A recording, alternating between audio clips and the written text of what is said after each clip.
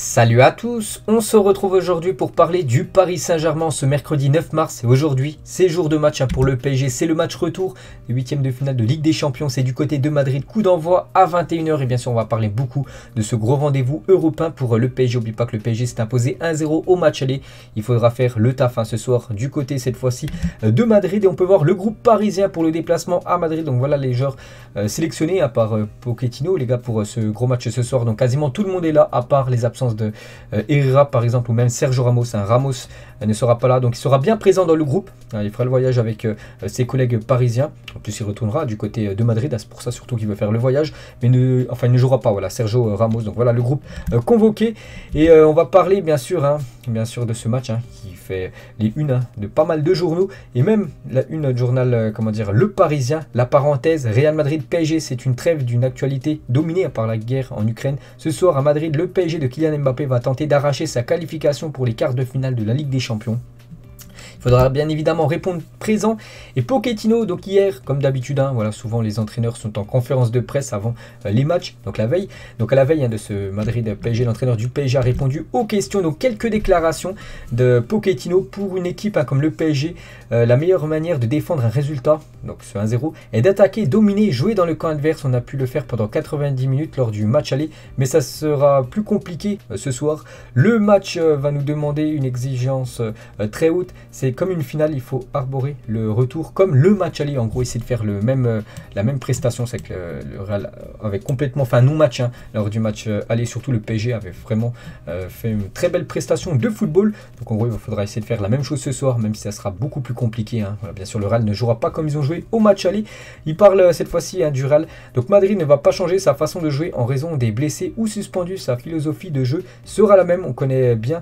Enfin, on se connaît bien, on a vu tous leurs matchs et eux les nôtres. Il faudra mettre de l'intensité, essayer d'avoir le contrôle du ballon pour s'éloigner de notre surface. On va essayer de bien ressortir le ballon, puis presser pour avoir des occasions. C'est un match où l'on peut aussi attendre différentes tactiques en fonction des joueurs sur le terrain. Pourquoi pas essayer de jouer en contre-attaque? Voilà, ça peut être une option, bien sûr, pour le Paris Saint-Germain ce soir, vu que je pense que le Real Madrid va essayer de mettre une grosse pression dès l'entame de jeu.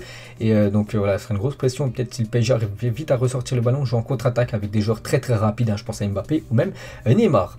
Le favori pour Pochettino, il a dit: on a gagné à l'aller et on doit se maintenir devant. On respecte le Real Madrid, ses joueurs. Ce n'est pas un hasard si le club a déjà gagné quand même 13 fois la Ligue des Champions, mais on n'a pas peur. On sait ce qu'on doit faire, et c'est un match sérieux, exigeant. C'est la compétition que n'importe quel joueur, membre du staff ou club veut gagner. On va tout faire pour se qualifier, bien sûr. Et il parle de Kylian Mbappé, parce que Mbappé, les gars, il a reçu une grosse semelle de la part de Gay. C'était lundi à l'entraînement. On a parlé, il est bien. Au moment du coup, il a crié de douleur, il a eu mal. Il pouvait marcher tranquillement 2 heures après. J'espère qu'il pourra bien s'entraîner, se sentir bien après la séance de mardi. Donc c'était hier. Donc je vous montrerai quelques photos, bien sûr, de Kylian Mbappé. Lors de l'entraînement hier du côté du Bernabeu, tout s'est bien passé, voilà, pour Kylian Mbappé qui devrait être apte ce soir. Il a aussi dit, voilà, il parle des absences de Casemiro et Mendy. Donc il a dit que vraiment la force du Real Madrid, c'est pas une force individuelle, mais la force du Real Madrid est collective. Donc pour lui, voilà, ça change rien que Casemiro et Mendy soient suspendus pour ce match ce soir du côté, voilà, pour ce match de Champions League. Tout le monde parle, mais Mbappé a déjà déclaré que ce n'était pas le moment de prendre une décision et nous attendons qu'il se prononce. Tout le reste n'est que conjecture et suppositions qui peuvent être très éloignées de la réalité. Donc là, il parle par rapport à l'avenir de Kylian Mbappé. Voilà, c'est une petite parenthèse, bien sûr, concernant le futur de Kylian. Neymar, lui aussi, il est en conférence de presse. Pochettino et Neymar étaient en conférence de presse hier. Quelques déclarations de Neymar. Donc tout d'abord, on peut voir Neymar, bien sûr. C'est rare qu'on le voit en conférence de presse. Donc tout d'abord, il parle bien sûr de l'adversaire. Donc il a dit, le Real Madrid, donc c'est un match que tous les joueurs veulent disputer. Il faut profiter de chaque minute de ces matchs. Ce sont des minutes qui ne se répéteront pas. Je me suis concentré et j'ai travaillé pour aider l'équipe. Je suis heureux et content, je vais tout donner. On doit avoir une mentalité très forte pour faire un grand match. Je suis bien, je me sens bien pour aider le Paris Saint-Germain. On est prêt, on aura une équipe très forte en face de nous, avec des joueurs qui auront beaucoup de qualité. On ne va pas baisser les bras ou se cacher. On va tout donner pour essayer de gagner le match. Donc il dit vraiment que l'équipe va essayer de tout donner, qu'ils se sentent bien actuellement. Bon, maintenant à voir, bien sûr, c'est bien de dire tout ça en conférence de presse. Maintenant, il faut le prouver sur le terrain, bien évidemment. Toujours avec Neymar, donc le favori C'est un match entre le PSG et le Real Madrid, c'est toujours du 50-50, il n'y a pas de favori car ce sont deux équipes très fortes.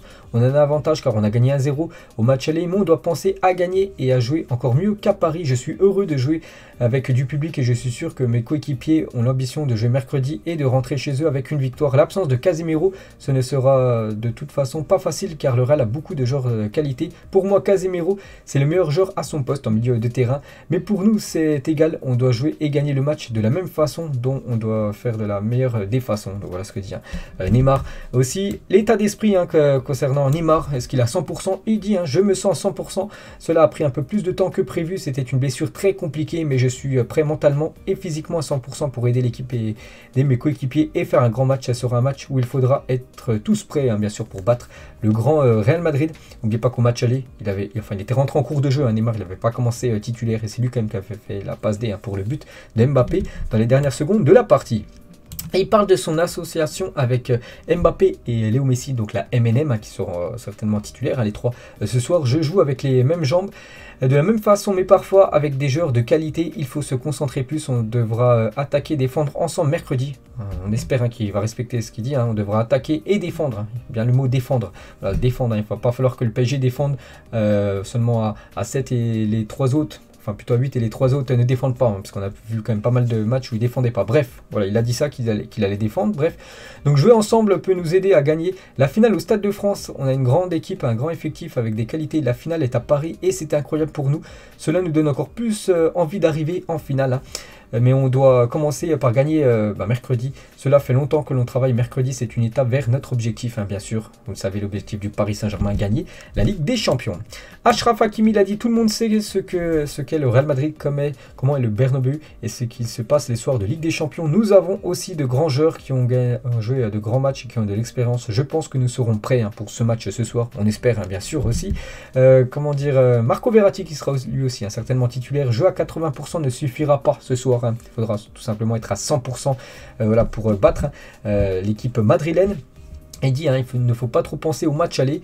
On a eu un petit avantage, mais ça ne veut rien dire. On ne pourra pas chercher à défendre, surtout que ce n'est pas notre jeu et qu'on ne sait pas faire. Voilà, ils ne savent pas défendre. Ça serait une erreur pour le PSG de défendre ce 1-0 obtenu au match aller.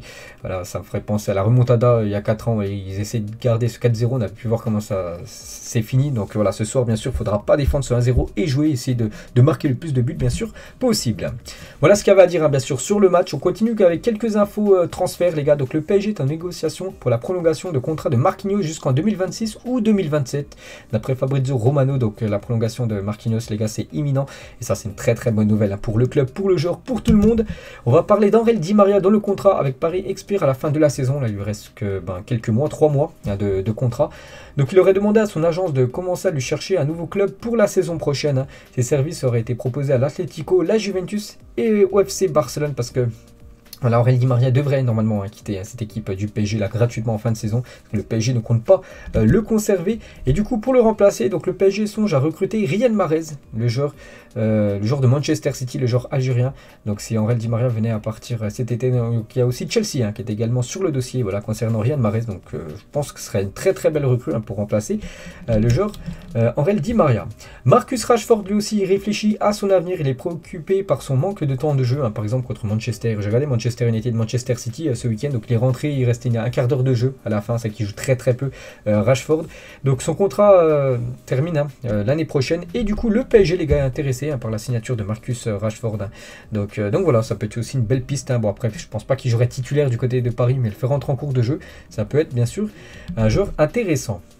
Le ministère public de la Confédération a requis en appel une peine de 28 mois de prison ferme à l'encontre de Nasser, donc le président du Paris Saint-Germain, pour instigation à gestion déloyale aggravée dans le cadre du FIFA Gate. Ouais, une petite info concernant Nasser, 28 mois de prison ferme, ça m'étonnerait qu'il fasse autant de prison ferme, je ne sais même pas s'il fera même un jour de prison ferme, mais voilà une petite info concernant bien sûr un verdict, concernant le président du PSG. On peut voir les 3 joueurs nommés pour le titre de joueur du mois de février en Ligue 1, il y a un Parisien, bien sûr c'est Kylian Mbappé, il y a aussi Terrier Mané et Milik. Et je pense que ça sera bien sûr Mbappé qui sera récompensé. Le PSG annonce qu'il soutient le secours populaire afin de venir en aide aux enfants d'Ukraine. Vous savez ce qui se passe actuellement. Le club, son fonds de dotation, ont débloqué un fonds d'urgence permettant l'achat et la distribution de kits comprenant 9000 produits d'hygiène et nourriture. Voilà le beau geste bien sûr de la fondation du Paris Saint-Germain. On va parler d'un nouveau sponsor. Donc le PSG a signé un partenariat avec Parion Sport d'une durée de 3 ans qui sera effectif à partir de la saison prochaine. Ce deal rapportera 5 millions d'euros par an, donc c'est toujours ça, de l'argent en plus, au sein de la capitale. Le contrat avec Unibet prenait fin cette saison, donc voilà, c'est fini Unibet, du coup maintenant ça sera avec Parion Sport, donc ça commencera lors de la prochaine saison.